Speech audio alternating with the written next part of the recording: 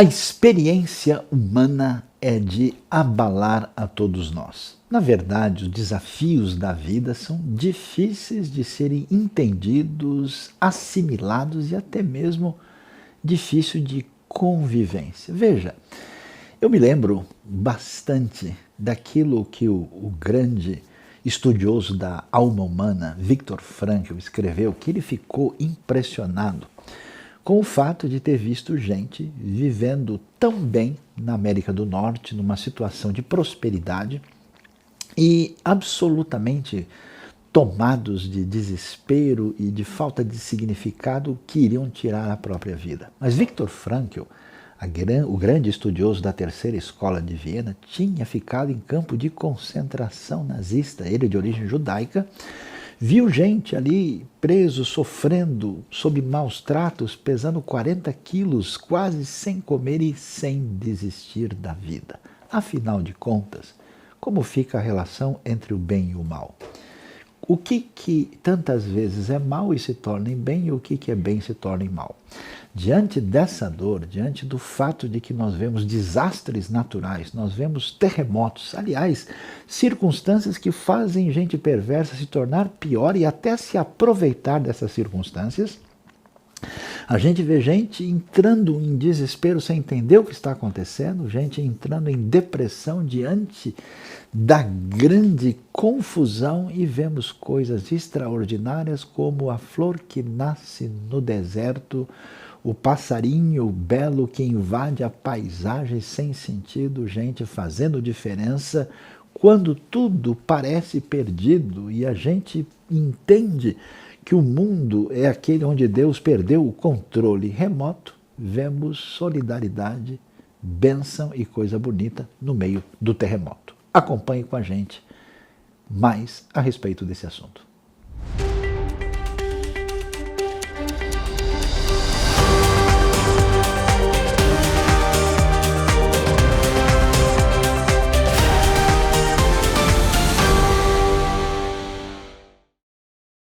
Estamos começando aqui entre o jornal e a Bíblia. Sim, esse é o nosso podcast que vai manter você atualizado tanto com o presente como com o passado. Como é que a gente faz essa conexão? Existe ligação entre a informação e o livro da história da salvação? Pois é, então fique ligado porque a coisa hoje vai tremer aqui porque o assunto é terremoto.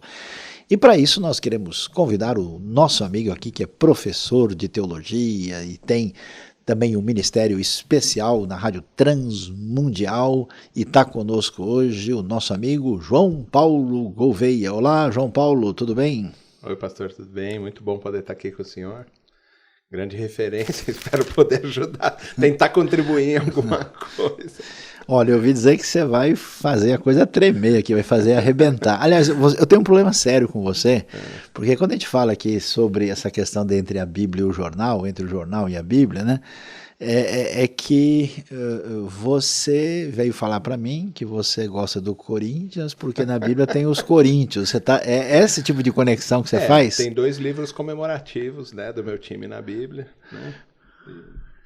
E a gente tem mais do que Bom, pessoal, é o seguinte, antes que comece o terremoto aqui, a gente vai focar nesse assunto que você pode aí, né, estar em sintonia com a gente e participar online sobre essa questão. João Paulo, você ouviu falar, o que você está sabendo? Eu sei que o negócio aí abalou o mundo todo. Olha, eu vi notícias em inglês, eu vi notícias em alemão, até em turco, nos jornais locais, né? E aqui no Brasil, em toda parte, está todo mundo assim atingido com esse grande terremoto. O que é que você ouviu falar do terremoto ali da Turquia, Síria e região? Esse foi um terremoto de 7,8, né? Na escala Richter. Então, se a gente está falando que é 9, né? A escala, alguma coisa assim, foi muito alto. Foi uma coisa muito avassaladora. Até aqui, mais de 43 mil pessoas já morreram, né, ou perderam a vida, fora os que eles ainda não encontraram, mais de 100 mil pessoas feridas, né, fora todos os processos. Então a gente viu nos vídeos, né, que apareceram os prédios sendo derrubados pelo terremoto, as pessoas fugindo, né, tentando fugir. muita dor, muito caos acontecendo. É Turquia e Síria, né? Que aconteceu. Agora, é muito difícil, assim, pra gente, principalmente no movimento ocidental, que a gente fica filosofando muitas coisas, tentando achar propósitos em muita coisa, essas coisas foram trazendo muita angústia também para todo mundo, né? Mas o que tem sido relatado, assim, é de que ainda virão mais, porque tem pequenos terremotos também que acontecem depois, né? Então não basta vir uma coisa super avassaladora, que detona o negócio inteiro, e depois você ainda tem pequenos terremotos. Eles vão tentando se reerguer ou encontrar os seus mortos e feridos, e a coisa ainda continua detonando. Agora, também politicamente é que também é difícil, né? Você tem também duas pessoas que são difíceis no cenário internacional, né? Eles mesmos brigam entre si e brigam com toda a comunidade internacional. Então, como enviar, não é, ajuda para isso? Saíram daqui um grupo de bombeiros no Brasil também para ajudar lá. E eles criticaram na TV, no jornal, alguma coisa assim, os grupos de auxílio. Então, parece que eles nem querem também o grupo de auxílio, alguma parte X, né? Isso também é difícil da gente colocar. Como é que a gente ajuda, tendo que o próprio governo que deveria receber essa ajuda e fazer com que a população tivesse menos dor, menos angústia de sofrimento nesse momento, também age, parece que para causar mais dor, né? Então, esse cenário realmente é um tanto quanto complicado e assim, eu estive muitas vezes na Turquia, a gente conhece um pouquinho mais a realidade do país e uma coisa interessante que a gente encontra aí mais uma vez essa conexão entre a Bíblia e o jornal é que as descrições bíblicas elas têm muito um senso de realidade, né? Então você sente a força daquilo que é concreto, daquilo que faz parte, né, da realidade do cotidiano e isso que a gente está enfrentando ali agora. E acho que a primeira coisa que chama atenção é o entendimento objetivo, né? Uma coisa que parece assim curioso é que a gente sempre pensa que a Bíblia vai apresentar todo e qualquer texto de uma perspectiva assim sempre sobrenaturalista, né, e metafísica. Pois fique sabendo que o livro de Amós, quando começa no primeiro capítulo, verso 1 e 2, ele vai dizer que a palavra profética dele foi ali dada por Deus 2 anos antes do terremoto. O curioso é que ele menciona o terremoto assim como parte da cena geográfica histórica e ele não traz qualquer discussão, detalhamento, vamos dizer assim, explicação sobre o assunto, considerando o terremoto como parte dessa paisagem natural que está presente no texto. Então, essa é a situação em que nós nos encontramos. Por isso, a gente precisa, João Paulo, entender o terremoto do ponto de vista objetivo. Ali, né, o centro da coisa foi em Gaziantep. Né? Inclusive, eu conheço pessoalmente gente de lá. Né? E ali em Gaziantep, você tem, né, naquela região perto, né, não muito longe de onde o apóstolo Paulo nasceu, né, perto ali da fronteira com a Síria, né, ali perto da cidade de Alepo, a gente tem uma falha geológica. Esse né? do epicentro, né? Então, e ali tem uma falha geológica que está ligada, né, a essa falha chamada sírio-africana, que tem a ver, inclusive, Sim. com a terra de Israel, vai até a África. Então, assim, nós temos, né, uma coisa aí recorrente. Aquela área da Turquia é uma área mais pobre, a área da Síria está numa situação difícil, já com essa questão da triste guerra civil que acontece ali. Então, acho que o primeiro ponto que me chama a atenção é a falta de uma responsabilidade maior. Você mencionou, né, dos governos que, tendo consciência dessa área sísmica, precisavam tomar, Pelo né? menos tem Porque sabe uma coisa que me deixa muito doido? É assim, os seres humanos fazem um monte de bobagem, eles se arriscam fazendo uma série de coisas assim que não tem nada a ver, e de repente, como a gente diz, o negócio dá errado, aí eles falam, mas Deus não existe, porque senão a minha casa não teria, né, rolado no barranco. Onde que está Deus se deixando isso acontecer, o né? cara sai com o carro sem freio a 80 por hora na descida e se o carro bater, a culpa é de Deus. Então, quer dizer, aí fica complicado. Eu não sei, você tem percebido esse cenário? Você acha que a ação de responsáveis técnicos, políticos, gente que tem força, tem condição de trabalhar com essas questões que O que você... Eu acho que a gente tem que ter mais gente também responsável, de maneira geral, não só cristã, né? Eu acho que o cristianismo pode fazer uma diferença nesse tipo de cenário. Mas, assim, eu acho que gente realmente responsável, até religiosa, né, até espiritualmente, que possa fazer isso, assumir as responsabilidades para fazer com que a coisa ande. Não só nesses locais, estamos falando de todos os locais, de políticas públicas que possam realmente avançar. Você tem a responsabilidade, o Japão tem grandes terremotos. Pois é. Mas os edifícios, eles são feitos para suportar. Lá o que a gente viu são edifícios extremamente estruturados de rígido, então eles não têm nenhum tipo de flexibilidade. Que imagem aquela, né, caindo. Nossa. Exatamente. Aí você vê, por exemplo, você pega a ponte Rio-Niterói, aqui pertinho da gente. Quando tem uma tormenta lá no mar e tudo, você vê ela assim, totalmente, você fala, vai cair. Eu já atravessei ela assim. E não cai. Eu fiquei em oração. Porque foi feito de maneira responsável, com inteligência, engenharia, para que a coisa realmente suporte esse tipo de coisa. Agora, quando a gente não assume a responsabilidade desse papel, a gente faz de qualquer jeito, porque quer fazer que nem outros. Vamos fazer superfaturar, vamos ver como é que a gente ganha. Então, falta responsabilidade, mas falta caráter para esse pessoal. Esse talvez seja o grande negócio. Estamos falando do governo, né? Falta caráter para poder falar, opa, peraí, isso aqui pode prejudicar muita gente. A gente viu na Copa do Mundo os japoneses limpando os estádios porque eles têm responsabilidade. E é cultural a responsabilidade. Então, esses países que entendem esse tipo de problema que eles têm, deveriam em algum momento. Minha irmã mora no Chile, né? Uhum. E um dia ela me fez um vídeo. Ela estava lá ao vivo de um terremoto, eles foram para baixo de um batente lá de uma porta, onde ela é completamente reforçada. Precisava ver o carro dela pulando assim, e ela embaixo com todos os filhos, ela filmando assim, falando, não, a casa não vai cair, porque as casas também são construídas para que elas não caiam nesse tipo de problema. Agora, eu acho que o que falta é essa percepção que o Cristo também vai dar para a gente, de que a gente tem uma responsabilidade. Pega a parábola do bom samaritano, né? Do samaritano. Quem deveria fazer não faz, mas de quem não se espera que vá fazer, faz. E isso expõe a coisa muito grande. Vem um terremoto desse, fica exposto quem deveria fazer e não fez. E faz o povo sofrendo. Então, acho que se a gente está numa conversa aqui promissora, muitas vezes a pergunta que o pessoal levanta é onde está Deus, a gente levanta onde é que está o homem.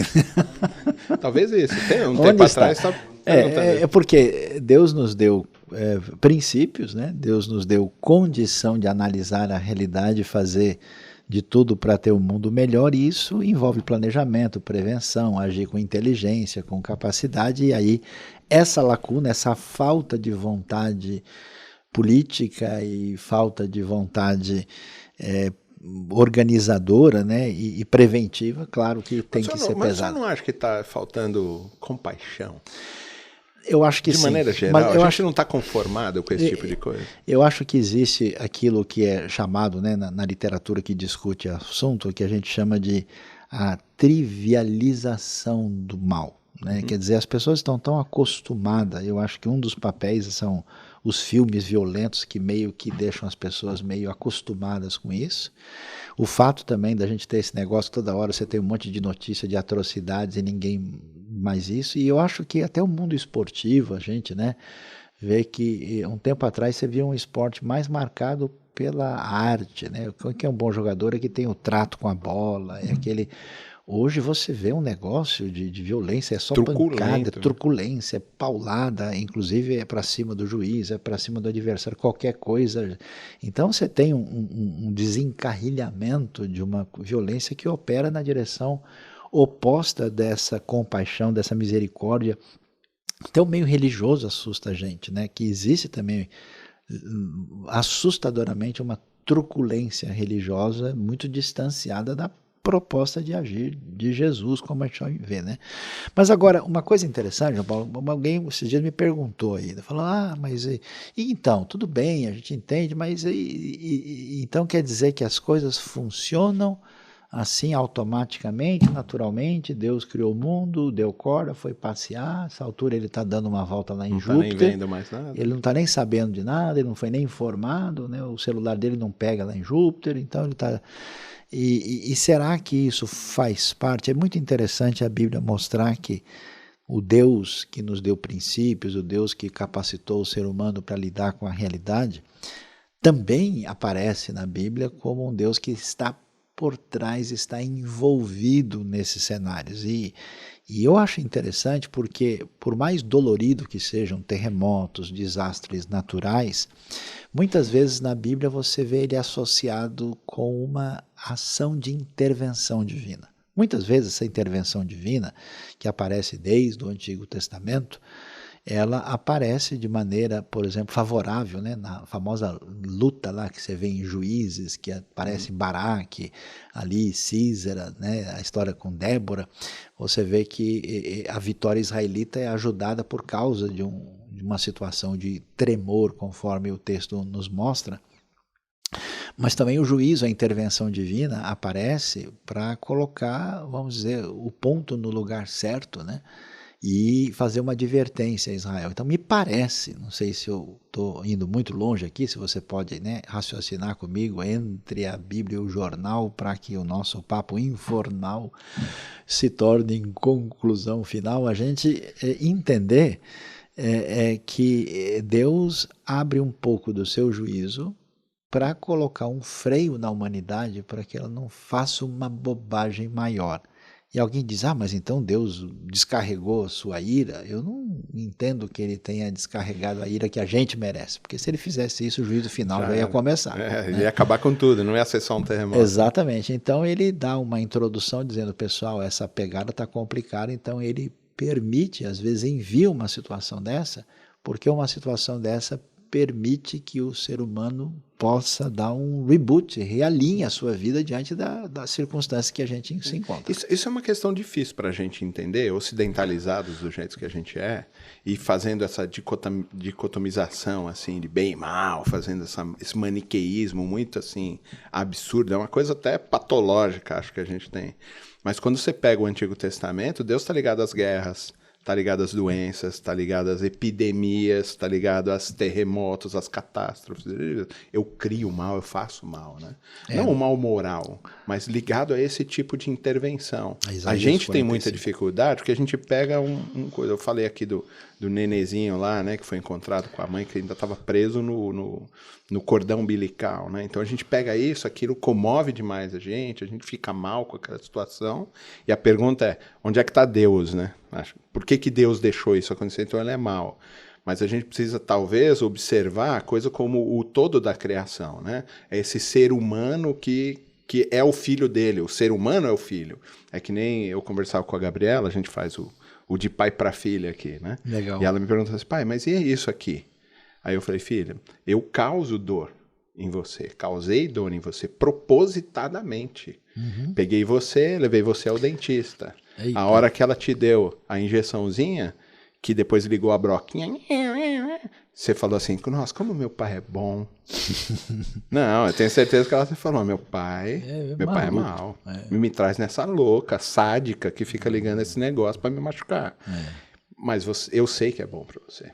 E eu faço essa intervenção na sua vida, mesmo que eu cause uma dor momentânea, sabendo do bem que eu vou causar. Me parece que Deus age nesse sentido também com o seu filho chamado humanidade, Adão, não é? Com esse camarada, e fala assim, eu causo essa dor aqui porque eu quero exatamente resgatar você ali. Eu quero que você caminhe para esse lugar. Não é uma coisa muito complicada para o mundo antigo, bíblico, me parece, né? Você falava, não, isso aí está no cenário, os terremotos estão no cenário. Passando lá para o Novo Testamento, como é que Paulo é liberto, né? Pelo terremoto. E ninguém fica... Não tem assim uma coisa, nossa, meu Deus, teve um terremoto, e o terremoto. Não, o cara saiu, Deus interveio lá para fazer essa coisa acontecer, né?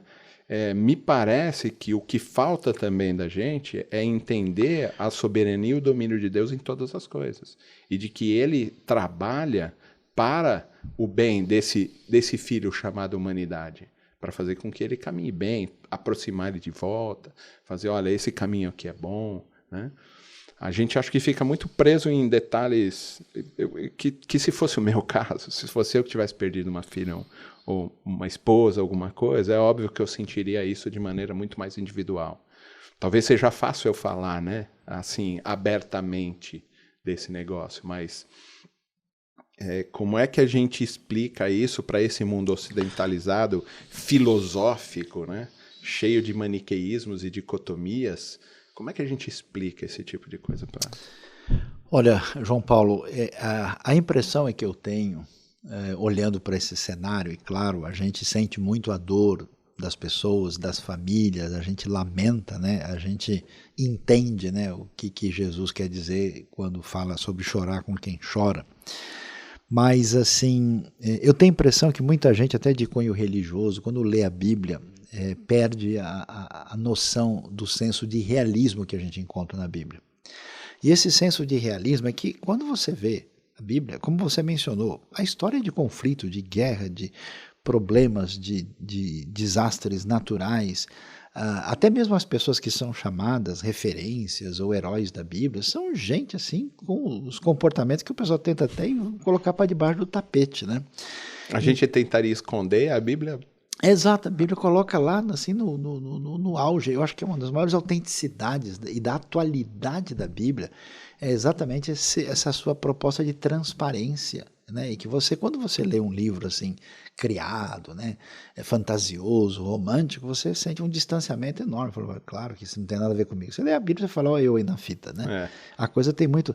Então, esse senso de realidade vai mostrar para a gente uma coisa curiosa, que nesse mundo caído, nesse mundo de contrastes, de desequilíbrios, de descompassos, né, que foi tão acentuado pela literatura existencialista, até mesmo, né, com excesso de limão, né, para a gente tomar aí, a realidade é essa, é difícil. Então o que a Bíblia nos apresenta é uma proposta de entender que existe sol atrás da nuvem escura.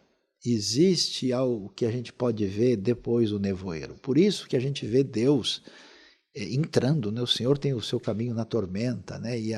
E as nuvens aí são a poeira dos seus pés. Então Deus está presente no meio disso. É aí que você fala da compaixão, Deus sofre com a gente.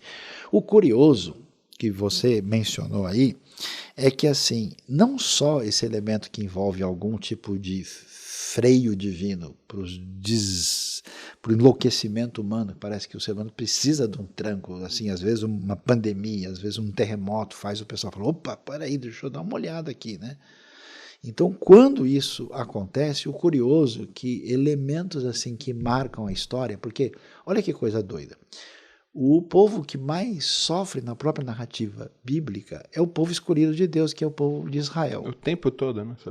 A igreja primitiva, o pessoal, os próprios apóstolos morrem de uma maneira, então que você pensa, peraí, e o próprio Senhor, o Filho de Deus, o Messias, o Rei dos Reis, vai passar por uma situação de morte e paixão como um condenado num sofrimento atroz em favor de todos. Então, quer dizer, você fala, que coisa, né? Crer em Cristo, imagina o que é crer em Cristo no início da comunidade oprimida pelo Império Romano, é muito doido isso. Então, na verdade, o que a gente percebe, é curioso, está falando de terremoto, né?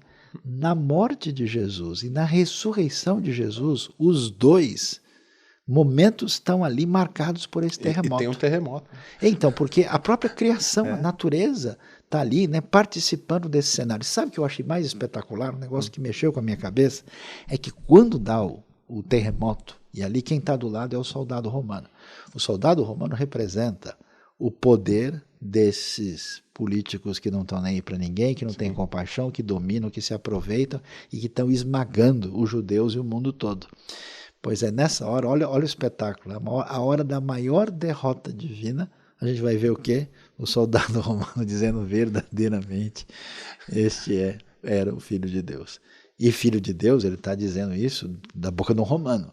né? Que fica claro que ele é divino, mas fica claro que ele está acima de tudo quanto é poder humano divino que supostamente pertence Todos os a Roma. governos e povos vão se sujeitar. Então eu pergunto até para você, você acha que a gente pode ter uma invertida aí no processo, né?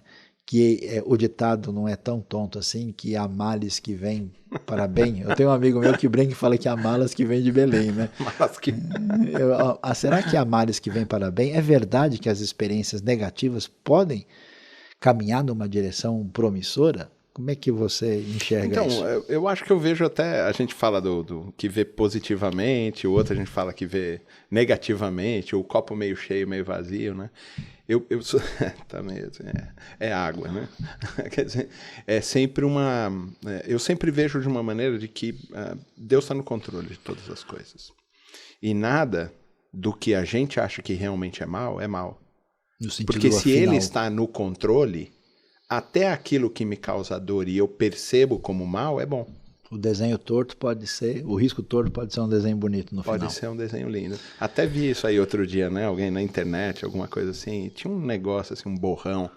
Aí o camarada só fez um risquinho assim, um risquinho, pá, pôs um pontinho, virou um negócio lindo. Eu falei, como é que o cara fez isso? Deus faz assim. Eu costumo fazer o contrário, eu faço um bonito, põe lá, faz um borrão. Faz um negócio bonito e borra o negócio.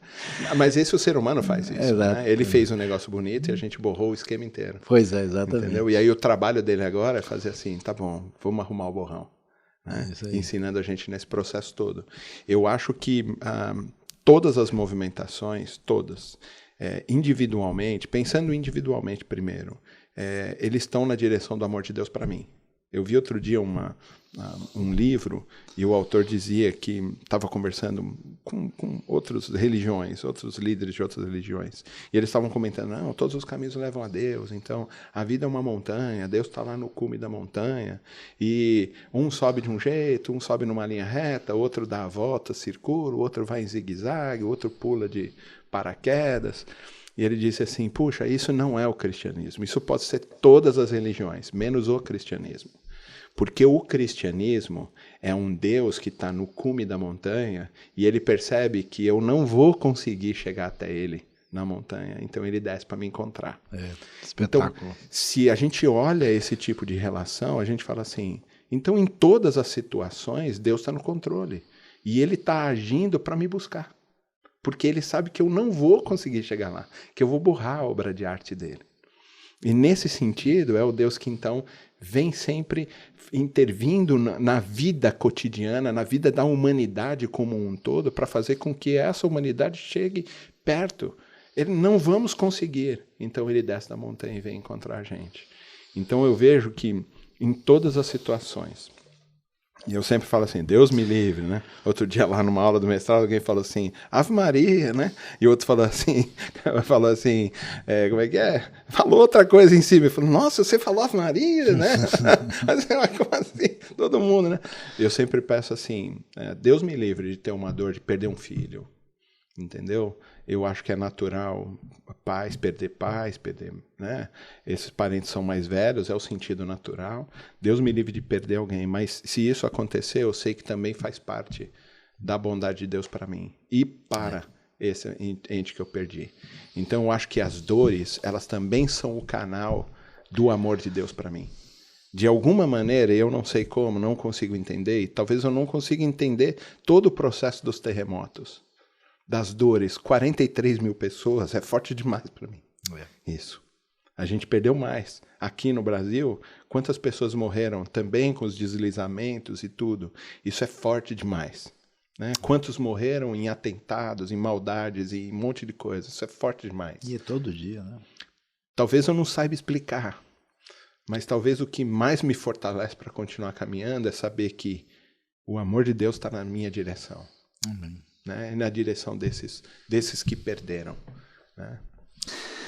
Então, ouvindo a sua reflexão e a sua ponderação, né, marcada aí por essa visão, né, também com bastante coração e compaixão, eu acho impressionante quando a gente chega num ponto que a gente diz, meu, daqui não tem nada que a gente pode tirar, né? E uma coisa que me marcou muito quando eu visitei Lisboa, eu vi alguns lugares que disseram isso aqui foi o grande maremoto, terremoto, tsunami de Lisboa de 1755, quando morreram 100 mil pessoas. Imagina, naquele tempo. 100 né? mil, hein? E isso mudou a história da Europa, porque muita gente que não conseguia ver a ligação entre a Bíblia e o jornal, eles fizeram uma relação de oposição e muita gente crítica, cética, começou a investir pesado para trazer todo esse mau humor filosófico que marcou boa parte da história da filosofia contemporânea, né?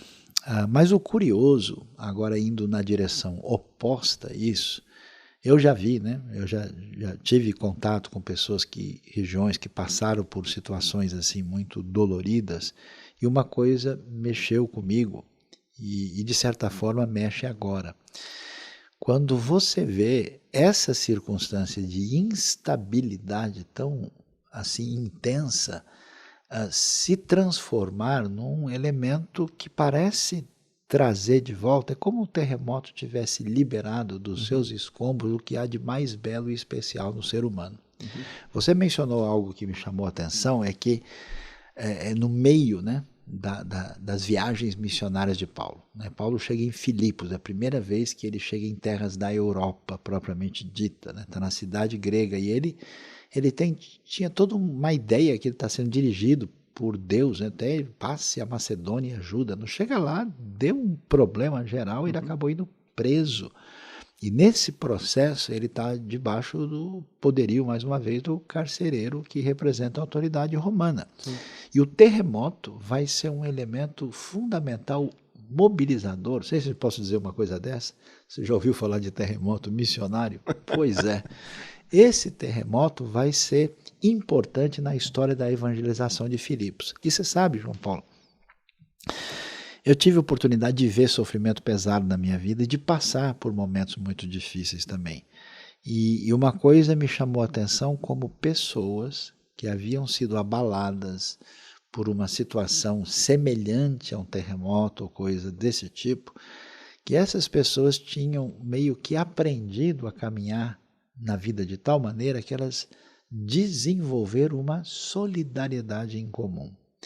E aí, às vezes, eu penso se Deus, de vez em quando, não tem que dar uma balançadinha no nosso mundo, chacoalhada, né? Para que essa síndrome de violência gratuita desnecessária abra espaço para uma caminhada de compaixão, de humanidade, de fraternidade. Olha, eu achei tão bonito. Uma coisa que é interessante, você sabe que na Turquia o pessoal ama o Brasil. Né? E principalmente o futebol brasileiro. Né? Eu vi até uma estátua do Alex, né, que jogou lá. O negócio é muito louco. Fenerbahçe. Acho que sim, Fenerbahçe ou Beşiktaş, não sei, um deles lá, não me lembro agora. Eu sei que Galatasaray, Beşiktaş, Fenerbahçe são os times, né, muito conhecidos.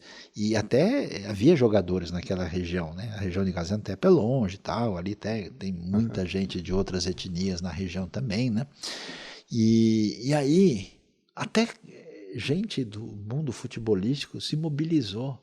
Então, olha só, eu vejo governos, entidades, igrejas, missões, a gente mesmo está nessa caminhada aqui de levantamento de recursos, e gente que nunca viu a cara do outro, não sabe, mas todo mundo se mobilizando para fazer alguma coisa, mandando equipes de salvamento, mandando recurso, mandando alimento, e fazendo todo o possível. E nessa hora, o que eu acho legal? Porque quando a gente vai fazer o bem é complicado, né? Esse bem não é tão bem. A gente fala, não, o cara, ele é trabalhador, mas ele é da minha denominação religiosa, mas ele fez por merecer. Ó, se o sujeito não tiver pelo menos um mestrado, for bem vestido e falar 3 línguas, eu não ajudo ele. É uma doideira. A gente só quer ajudar quem não precisa, e quando o sujeito tem algum problema e você percebe algum defeito dele, então não ajudo mais. Ou seja, nunca vai ajudar ninguém.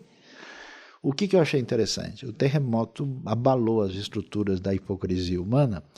Aí o pessoal não quer saber se quem está lá é turco, se é curdo, se é árabe, se é muçulmano, se é cristão, se não tem religião, se o governo é bom, se é ruim. O pessoal está dizendo, nós precisamos salvar vidas humanas.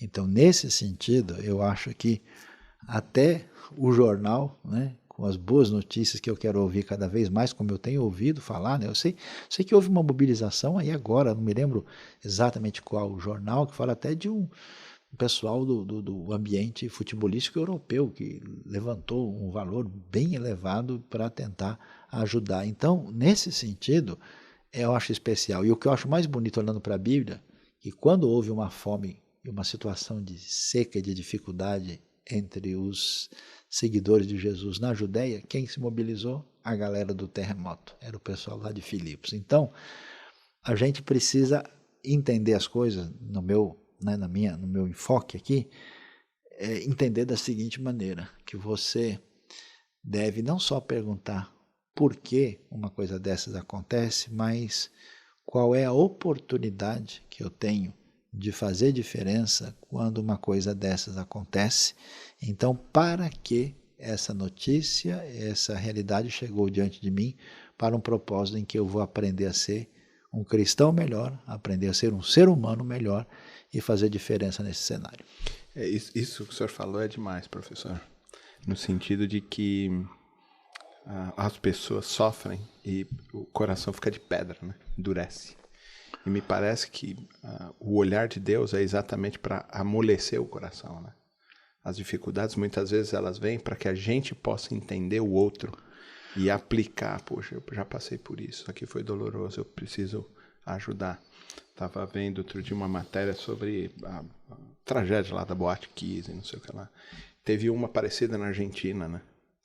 E de como os argentinos se mobilizaram para ajudar as famílias lá da cidade do Rio Grande do Sul. Olha só, de como eles ajudaram no sentido de apoio para poder fazer eles também avançarem, né, na luta deles.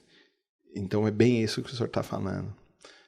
A gente passa por dificuldades para que o nosso coração fique muito mais mole e não muito mais duro no sentido eu passei, o outro também, se vai conseguir passar. Tem pessoas que fazem assim, são mal-humoradas, né? Mas me parece que Deus vai trazendo essa compaixão, essa misericórdia, esse sentimento de perceber o outro com muito mais força, né? E uma ação na direção dos que sofrem, que isso também é um outro problema. As pessoas estão sofrendo muito, a pandemia atrapalhou isso. E esse tipo de coisa talvez levante dentro do nosso coração esse sentimento de que a gente precisa ajudar as pessoas que sofrem. Porque a gente faz parte de uma mesma família chamada humanidade.